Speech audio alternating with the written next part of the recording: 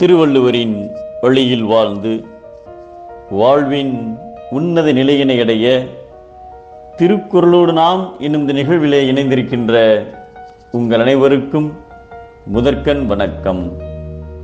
குறள் எண் 838, அதிகாரம் பேதைமை.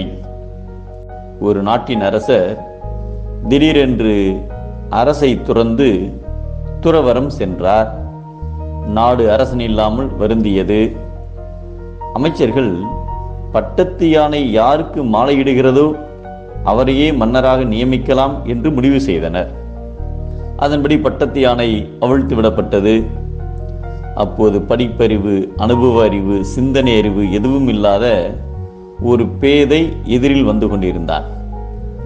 பட்டத்து யானைக்கு அதிக வயதாகி நடப்பதற்கு கூட சிரமப்பட்டதால் எதிரில் வந்த பேதையை கண்டதும் வந்த வேலை முடிந்தது என்று மாலையை அவன் கழுத்தில் போட்டு அவனை தூக்கி கொண்டு அரண்மனைக்கு திரும்பியது. அமைச்சர்கள் ஒன்று சேர்ந்து அந்த பேதைக்கு பட்டம் சூட்டி அரசனாக சிம்மாசனத்தில் அமர வைத்தனர்.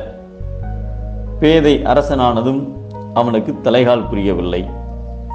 உயிருள்ள உயிரற்ற எல்லா பொருட்களும் தன்னை வணங்க வேண்டும் என்று ஒரு கட்டளை பிறப்பித்தான். வேறு வழி இல்லாமல் அரசனை கண்டபோதெல்லாம் மக்கள் எல்லோரும் கீழே விழுந்து வணங்கியதோடு தாங்கள் வைத்திருந்த மூட்டை முடிச்சுகள் போன்றவற்றையும் அரசன் முன்னால் தாழ பிடித்து வணங்குவது வழக்கமாயிற்று. ஒரு நாள் இந்த பேதை தன்னுடைய கோட்டை கொத்தளங்களை பார்க்க புறப்பட்டான். கோட்டை மதில் மீது ஏறி மிகுந்த கர்வத்துடன் நடந்து சென்றான் பேதை அரசன்.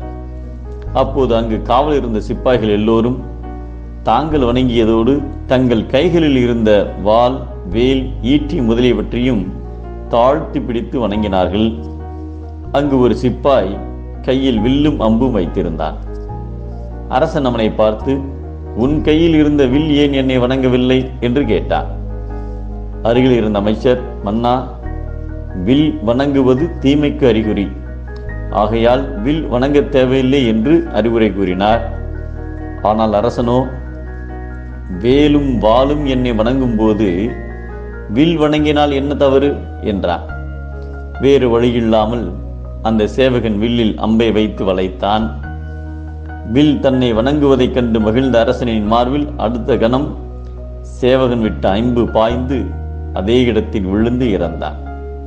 பேதை ஒரு பொருளை தனது உடைமையாக பெற்றால் அவன் நிலைமை பித்து பிடித்த ஒருவன் மது குடித்து மயங்குவது போன்றதாகும் என்பதை மையலில் ஒருவன் கலித்தற்றால் பேதை தன் கையொன்று உடைமை பெறின் என்கிறார் நம் தெய்வப்புலவர் திருவள்ளுவர்.